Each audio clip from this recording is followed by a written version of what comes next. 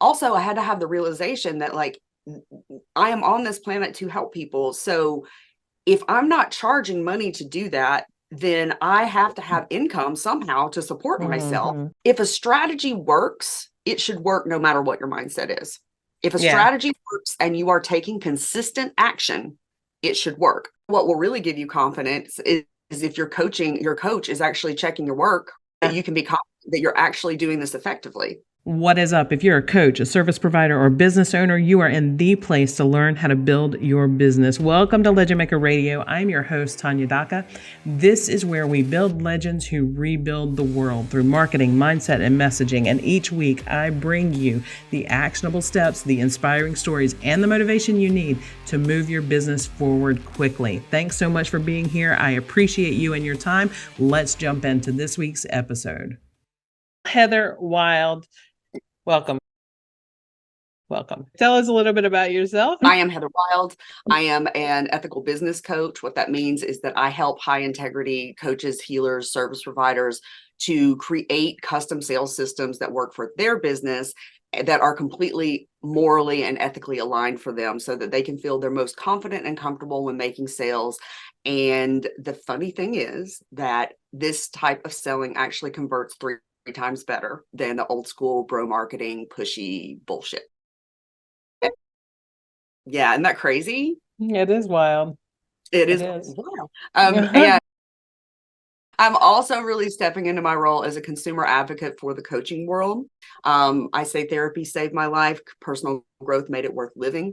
I really believe in our what we do as coaches and healers and teachers and all the things. But we got to be honest, it's become a cesspool, and I am on a mission to help clean it up. That's who I Very cool. Very cool. And you want to elaborate on what you're doing to help clean that up? Because I think you have something really cool in the works for that. I do. When is this podcast coming out? Yours, this is probably 2 weeks from now. Okay.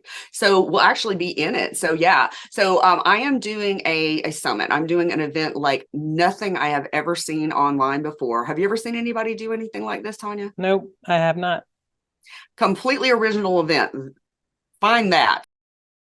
But it's the Confidently Pick Your Next Biz Investment Summit. And I'm going to be interviewing Tanya as well as several other business coaches and other types of service providers. And we're going to be talking about what you actually need for each like stage of business, and even talking about I interviewed a publisher and we were like, okay, I was like, okay, which niches is this best for? What type of business is this good for?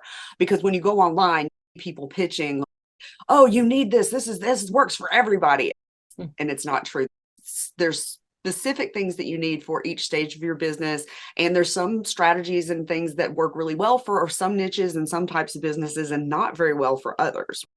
Yep. And so I'm gathering together a whole bunch of experts, people that I've either they've worked with me, I've worked with them, or I just have a long-standing relationship with them. And from everything I know, they are high integrity biz owners. Mm-hmm. And we're just going to talk very frankly about how people can make the best investments, because it is important to invest in yourself and your business, but you don't want to be making fast investments. You don't want to be falling for hype. You don't want to be falling for people that are pushy in sales. And this is my contribution.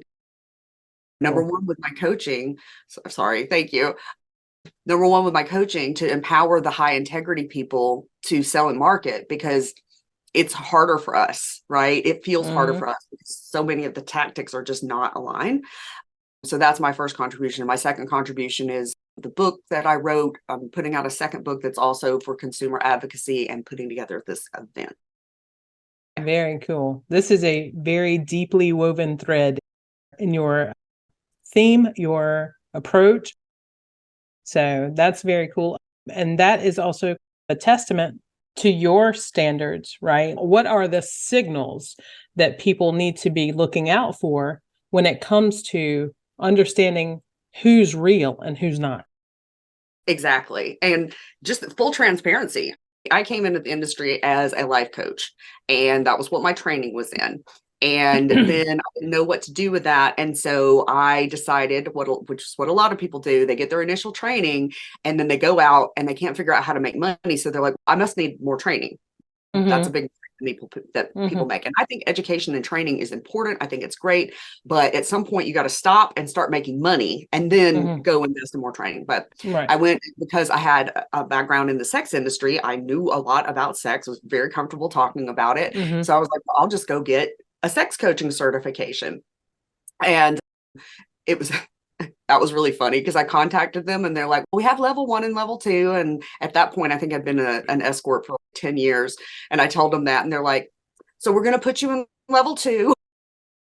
Like for years, I kept taking business courses and online marketing. And because I couldn't find anything that felt aligned for me, and I kept investing in containers that didn't have enough one-to-one support for me to actually get traction, then one day I woke up and I still wanted to be a transformational coach, but I couldn't find a way to sell. I kept quitting the industry because I was like, if I have to bully people and shame them to make them buy so that I can help them, I'm like, it doesn't make any sense. So I was like, okay, but I've got to learn to sell. And so I figured out a way of selling. And when I figured out a way of selling that actually felt good and was fun, I did not expect that. I thought I might be able to find a way of selling that didn't make me want to throw up in my mouth. Didn't expect it would actually be enjoyable. Right. That would actually feel good and work. And once I saw it was working and I started teaching people when I was doing mock sales calls, like I practiced with people. They had no idea what they were doing. And I was like, how about this system?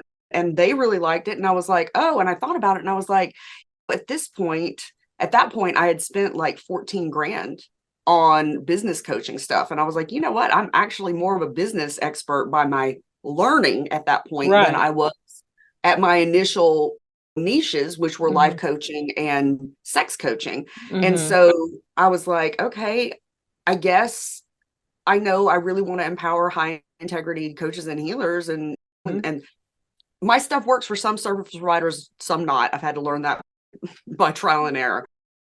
Those are the people I want to call my colleagues.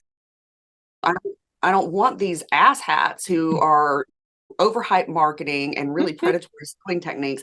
I don't want people to think those are my colleagues. I want to empower like that are 51% in this to be of service and 49% into it to make great money.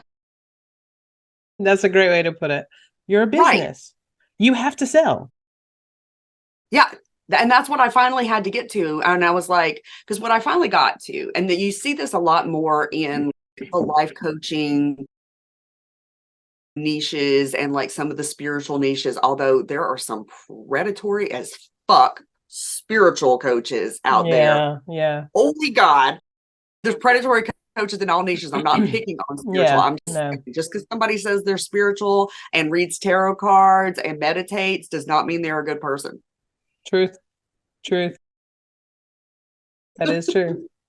So a lot of people get into this and they're like, I just want to help people. Like, I don't want to sell. I don't want to market. I don't want to charge people money. I just want to help people. And I very much had that.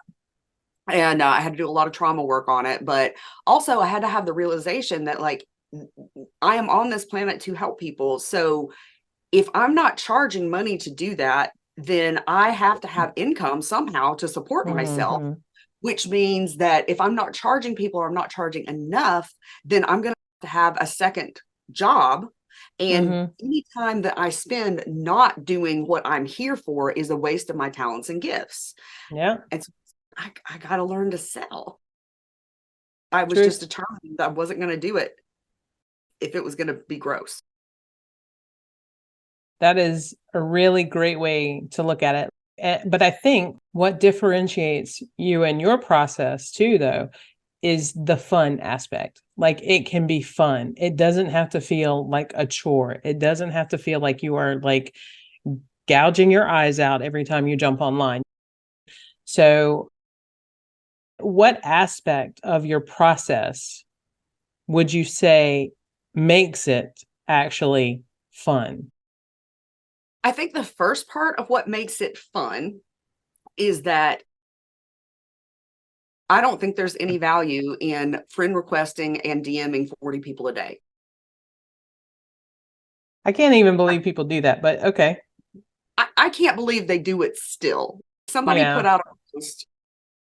Well, I love talking to you because I know I can be pretty raw. So somebody put out a post and they were like, DM, like friend request 40 people a day, DM 40 people a day. And at the end of the month, you'll have, I think it was something like 1,200 leads, right? Wow. And tell me how much business you're doing. And I wanted to recreate that post and be like, DM 40 people a day, friend request 40 people a day. And at the end of the month, if you haven't killed yourself, like the thing with that type of spammy marketing is that most of those people are not actually good leads. And people I don't care how good your cold pitch is, people do not, like 99.9% of people do not buy the first time you contact them. So not only did you create 1,200 leads, now you got to keep following up with them. That's, I don't know, like why I can't imagine that someone would sign up with a coach who would like openly say to do that on social media, number one, and be like, hey, I want to do that. I think that's cool. I don't think they're being transparent about it. One of the things that I tell people is that, hey, if you're looking for any kind of business mentorship and investment, pay very close attention to how this person markets and sells. Because how they do it, most coaches are going to try to force you to do it in their cookie cutter way. That's another thing that separates me. I have learned from a very wide variety of mentors, and I have all kinds of different strategies that I can pull out. And I don't require people to sell the way that I do.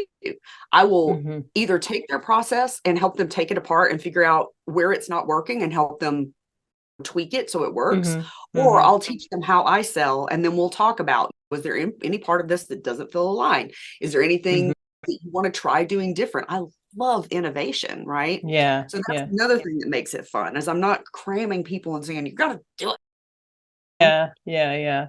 That's true. Like the people that come at you in the DMs, this is a very bro marketing tactic, and bro marketing must die. Hashtag bro marketing must die. And it's not just men. There are toxic boss babes. I'm not sure that all boss babes are bro marketer but a lot of them are. The people that are coming at you in the DMs and like fake friendly and then pitching, and they're talking about big pie, I'm going to help you make 50K months in just 30 days. If you sign up for them, they're going to have you sending those types of messages in the DMs. Those are the people that are telling you to spam. I've heard as little as 5 a day. I've heard as much as 100 a day. As a marketer, as a copywriter, I am aware of like the wording, and I know when somebody is full of shit. I will send a DM to someone who friend requests me, and I'll say, hey, thanks for connecting. I'm looking forward to getting to know you. That's it. Like I'd let it go. I'm just like, it's a connection. You have to keep it warm. I'm not going to jump in and try and sell somebody copywriting or try and sell them coaching or try whatever. So I can smell, but from a marketer standpoint, I can smell when someone is being nasty and fake. That said, I will say this from the bro marketer perspective, all of that I think has a place. I don't think that like the being fake does not have a place. Okay. That doesn't have a place. The bro marketers, and I don't think the bro marketers are going at it fake. I think the bro marketers are the ones who are jumping in and being like, hey, we have this program you want in. But in any industry, if somebody jumps in and they're trying and they're overly friendly or they're automatically asking about my business, I think that's spammy. I think that's deceitful. I think that is fake, and that is unethical. The bro marketers, I don't have a problem with, because they're like, hey, I got some shit to sell. You want it? And you're just like, no, I don't want it. So I'm not going to jump on your hashtag about bro marketing these days. If you're going to jump in DMs, then be honest about why you're jumping into the DM. That's from the end. Just be honest.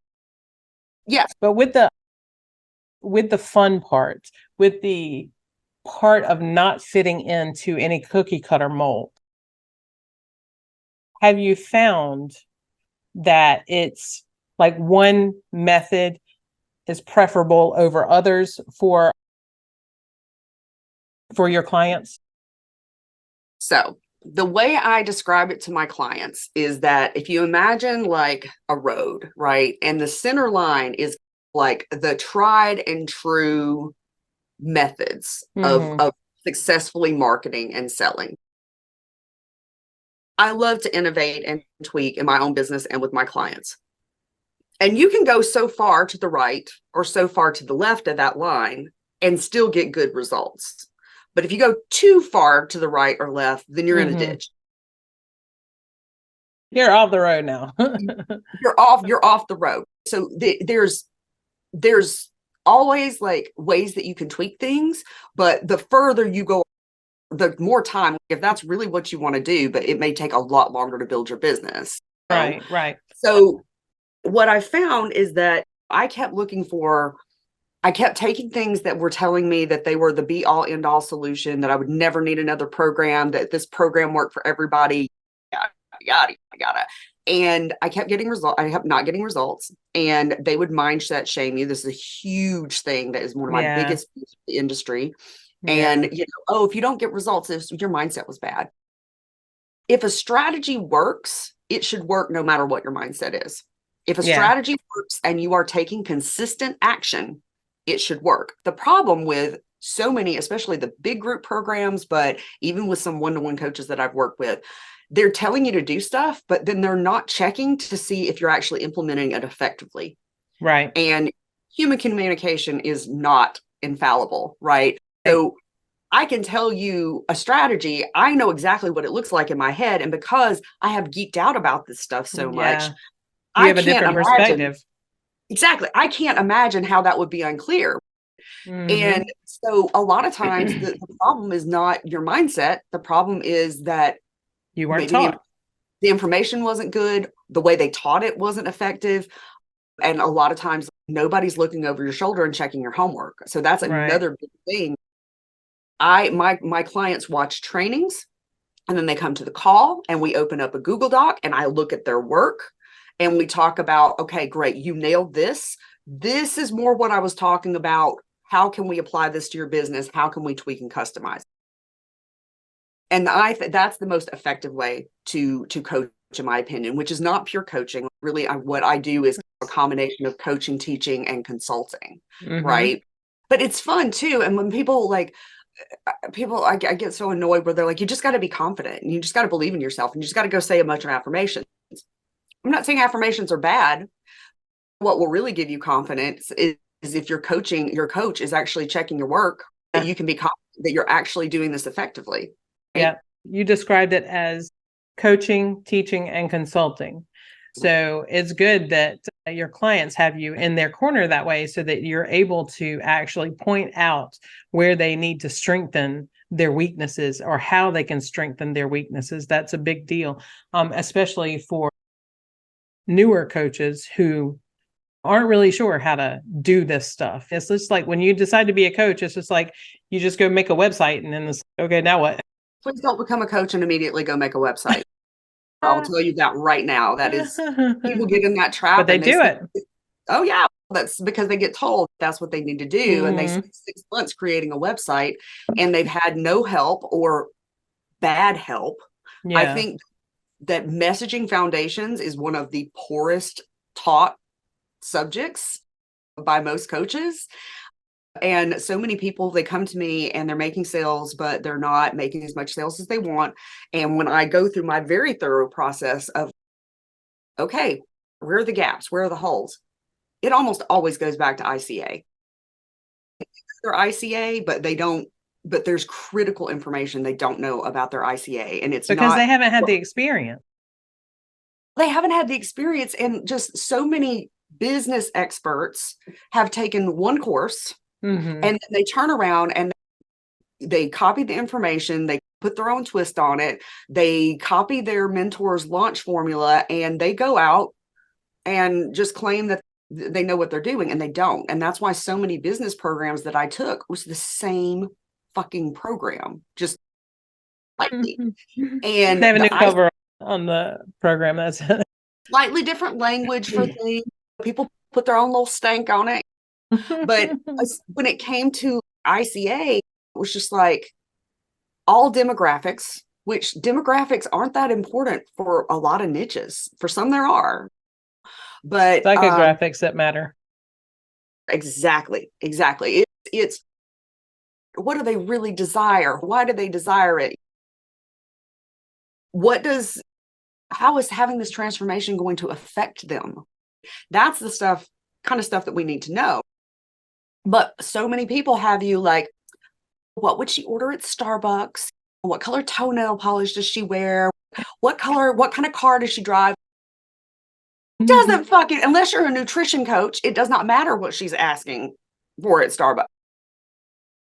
I think the idea is not what she's ordering, but it's why they do the things they do, because in the why you get to find the choices, the reason behind the purchases, the reason behind the actions, the reason behind the behaviors. Now, I will ask on my client questionnaire, I don't know if you had to do one or not, what kind of music do they listen to? Where do they like to shop? Because that kind of stuff is indicative of who they are as a person. And that comes back to the coach. It's up to you to make sure that they understand. I got off on a whole tangent. Go ahead. No, I love that because everything, and even with yours, so just my unsolicited advice for the day, you might want to put on your questionnaire that question and then why. Oh, I do. Yeah, everything is followed with a why. Okay. Yeah, everything's followed. I don't remember that. Doesn't mean it wasn't there. I've been in a really foggy place for the last year.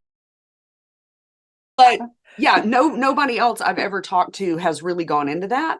It's just like what the feeling I got from so many of the trainings that I did, and these were like all strategy trainings. These were all strategy trainings, but the subtle implied message was that it was somehow like coming up with the magic words for your messaging and the magic script that was going to make people buy.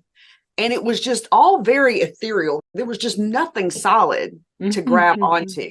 Like, I graduated high school with a 4.12 GPA. I am an egghead. I am good. Real good at learning. And I'm good at working my ass off. But if I don't have good mentorship, if I don't have good teachers, I'm fucked. It doesn't mean anything. Yeah.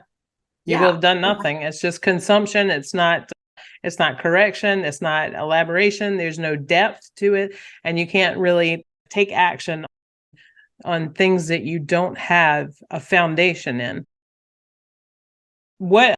So tell us a little bit about your summit and when it's going live. So what's the date of your summit? Love that. Okay. The summit is going to start on October 23rd. And I keep adding people. So right now, I think I've got like 15 people scheduled. And one of the things I hate about summits is that they try to like cram 40 people into 4 days, and it's overwhelming as fuck. I want people to really be able to digest this information. And so it's going to go from October 23rd, which is a couple Mondays from now, or maybe not from when this airs, but October 23rd, probably through November 3rd. And my last guest is going to be, I've got so many great people. Tanya's going to be there, and we're talking about the truth behind what you need to know before you hire a copywriter, when you need a copywriter, all that stuff. There's so many good people. And the last person that is going to speak, everybody else is going to be pre-recorded. Notori Arundel is going to come on live and talk about contract law. Wow. Coaches. What to look at in people's contracts before you sign them. I'm in a mess right now because I clicked a checkbox and didn't read what I was getting into. So yeah, consumer education event. Everybody's going to be offering a freebie. You will have an opportunity to get to know these people better, but the main focus is not on us selling our services. It's of being of service to this community that has given us all so much. And we want it to continue to thrive. And the icky people, they're never going to change, but I think we can run them out of business. Indeed. Thank you so much. I have one more question for you. Our Legend Maker Spotlight, because Legend Maker Global is about building business owners who are building their world so that we can take that to the larger scope and rebuild the world. So we have lots of heartstrings connected to ocean restoration, soil regeneration, as well as homelessness and food scarcity. So what do-good project do you have in store for the Legend Maker Spotlight today? Yes, I love this question.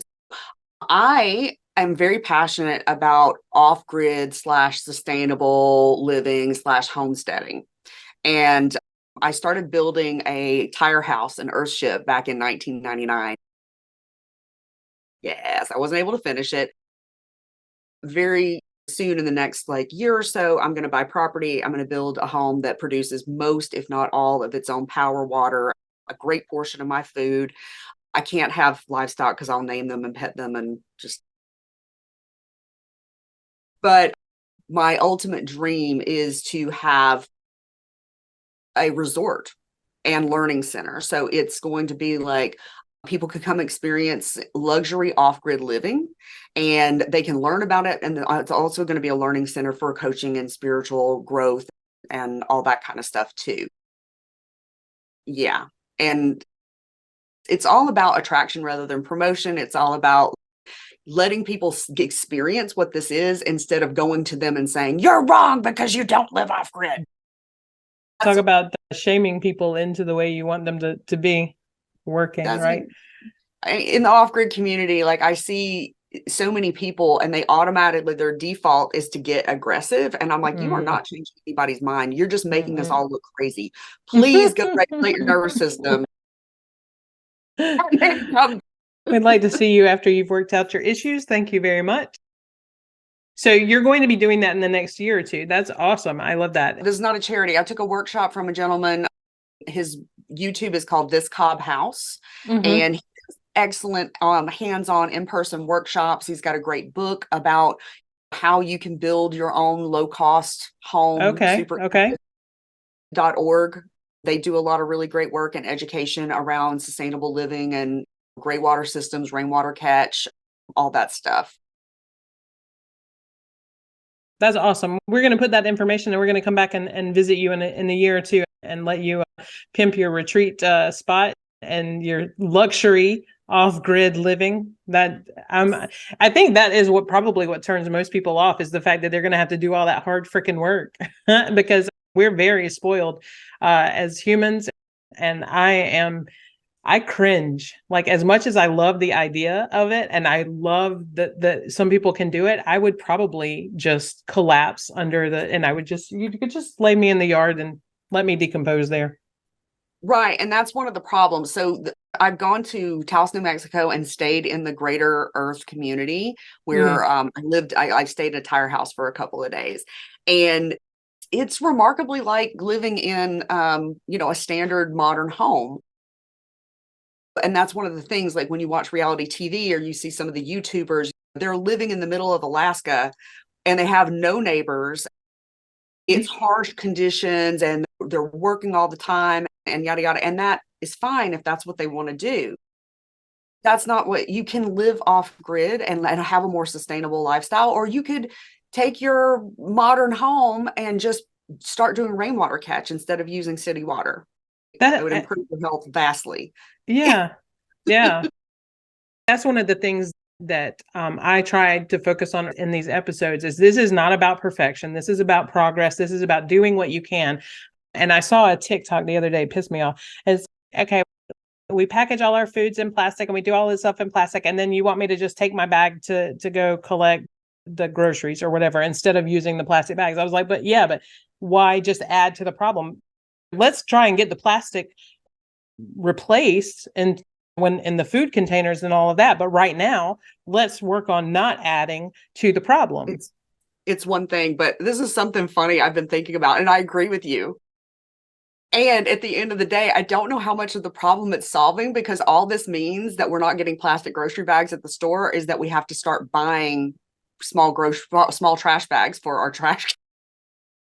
It's a step in the right direction, but it's not a full solution. It's like all the people buying electric cars. It's beautiful, but all you're doing is moving more load onto the grid. And the people that are super smug about it, I'm like, get over yourself. Yeah. If you're powering your electric car with solar power, I'm like, fuck yeah, you win. Yeah, exactly. It's you're just shifting the problem from one space to another. But again, I am admittedly uneducated in most of this. And so that's Sure. why I like to ask my guests. My bunny is down here under my foot and I'm trying to not step on him. My guests to bring something that I can learn from. And so this has been really great. The earthship.org and Mr. Cobb, I'm going to have to go find his name. This Cobb House, and he's hot. Alex is he's super. But thank you so much. I appreciate you being here, and I am grateful for all of your work in the coaching space. And I'm looking forward to being on the summit with you guys and with your guests. The more people are educated, the faster that we're going to be able to turn this around. But it's going to take a while, and it's going to take a movement, and I'm here for it. And I appreciate everybody else who's here for it too. So thank you for being here for it. Awesome. Thank you so much. And we will talk again soon. And that's a wrap on this week's episode. I hope you enjoyed it. If you did, please feel free to like, share, subscribe, comment, do all the things. Leave me a review so we can help this show get out to other legend makers just like you.